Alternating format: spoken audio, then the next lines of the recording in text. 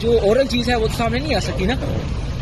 دیکھیں، فوج نے الیکشن بالکل ٹھیک کروائے ہیں. جو فارم 45 ہے وہ آج بھی پورا ہے. دوبارہ الیکشن کرانے کی بھی ضرورت نہیں، صرف فارم 45 اکٹھے کر لیں، اس کے اوپر سارے رزلٹ کلیئر ہو جائیں گے.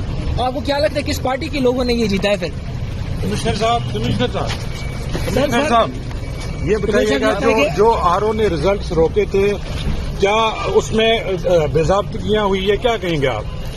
بالکل بے ضابطگیاں تو چھوٹا لفظ ہے. جو یہاں پہ ہوا ہے کہ جو لوگ آزاد امیدوار 70-80 ہزار کی لیڈ سے جیت رہے تھے، ہم نے ان کو ہروایا ہے اور ان کے اوپر جعلی مورے لگا کے سب کو ہروایا.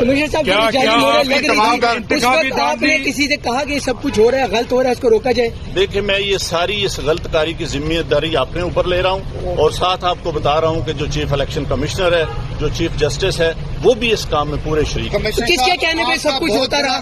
یہ اتنا سب کچھ ہوا آخر کس کے کہنے پہ؟ آپ کے اوپر کوئی دباؤ تھا؟ کس نے ایسا کیا؟ میرے اوپر کوئی دباؤ نہیں ہے. میرے باپ دادا بھی انگریزوں کے خلاف اور سکھوں کے خلاف جنگیں کرتے رہے ہیں، لڑتے رہے ہیں یہ ملک بنانے کے لیے.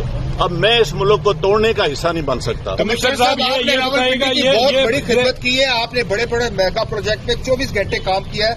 یہ بتائیے گا کہ آپ کو کمشنر چیف الیکشن کمیشن دباؤ میں لا رہا تھا کہ یہ کریں سارے کام، لوگ جیتوں کو آپ نے ہرایا، آپ کو نیند کیسے آتی رہی؟ کس طرح آپ کا ضمیر جاگ گیا؟ دیکھیں، میں نے راولپنڈی کے لیے 16 گھنٹے کام کیا ہے. میں نے یہاں رنگ روڈ بنایا ہے، ددوچا ڈیم بنایا ہے، ہولی فیملی ہاسپٹل بنایا ہے، جم خانہ بنایا ہے.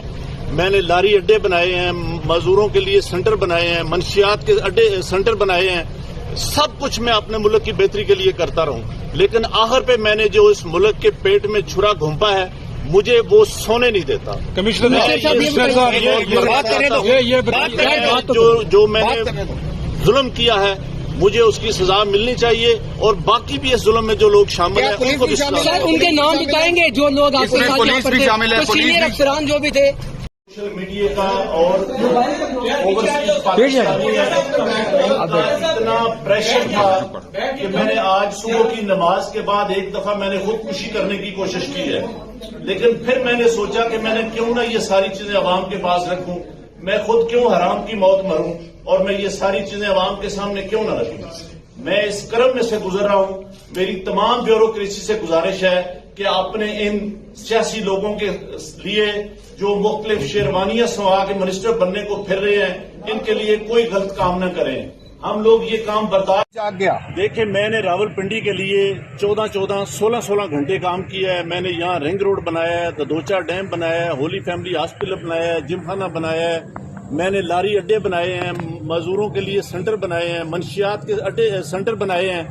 سب کچھ میں اپنے ملک کی بہتری کے لیے کرتا رہوں، لیکن آخر پہ میں نے جو اس ملک کے پیٹ میں چھرا گھونپا ہے، مجھے وہ سونے نہیں دیتا. میں یہ سکون کی موت مرنا چاہتا ہوں. جو میں نے ظلم کیا ہے مجھے اس کی سزا ملنی چاہیے، اور باقی بھی اس ظلم میں جو لوگ شامل ہیں. پولیس بھی شامل ہے، پولیس بھی شامل ہے، جو لوگ آپ پولیس بھی شامل ہے. جو اورل چیز ہے وہ تو سامنے نہیں آ سکتی نا؟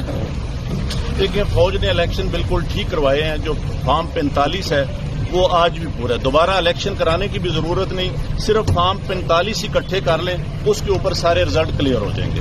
آپ کو کیا لگتا ہے کس پارٹی کے لوگوں نے یہ جیتا ہے پھر؟ کمشنر صاحب یہ بتائیے گا جو آر او نے ریزلٹس روکے تھے، کیا اس میں بے ضابطگیاں ہوئی ہے؟ کیا کہیں گے آپ؟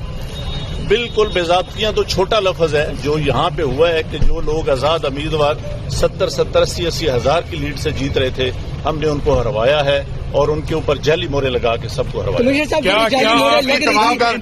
آپ نے کسی سے کہا کہ سب کچھ ہو رہا ہے، غلط ہو رہا ہے، اس کو روکا جائے؟ دیکھیں، میں یہ ساری اس غلط کاری کی ذمہ داری اپنے اوپر لے رہا ہوں اور ساتھ آپ کو بتا رہا ہوں کہ جو چیف الیکشن کمشنر ہے، جو چیف جسٹس ہے، وہ بھی اس کام میں پورے شریک ہیں. کس کے کہنے پہ سب کچھ ہوتا رہا؟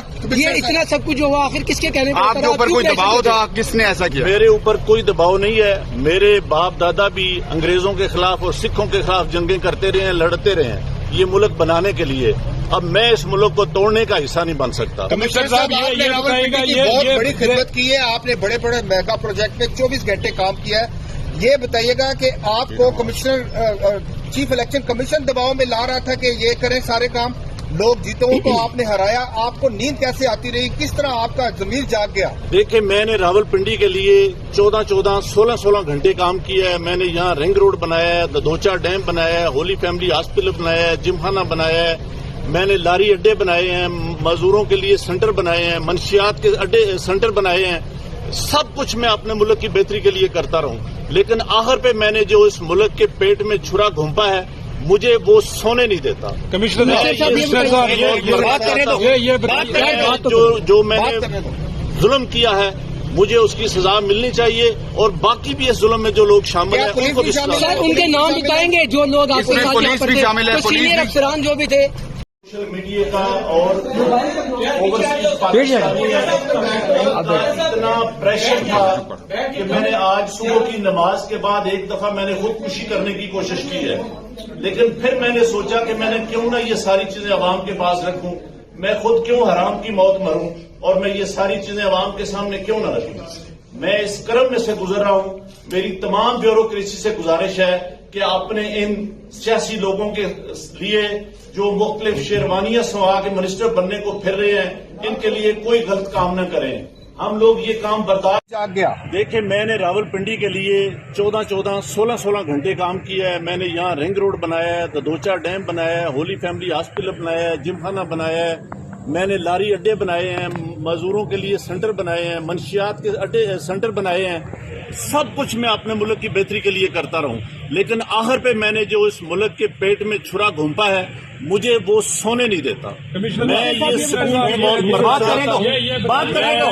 جو میں نے ظلم کیا ہے مجھے اس کی سزا ملنی چاہیے، اور باقی بھی اس ظلم میں جو لوگ شامل ہیں. پولیس بھی شامل ہے؟ جو لوگ آپ کے ساتھ یہاں پر تھے.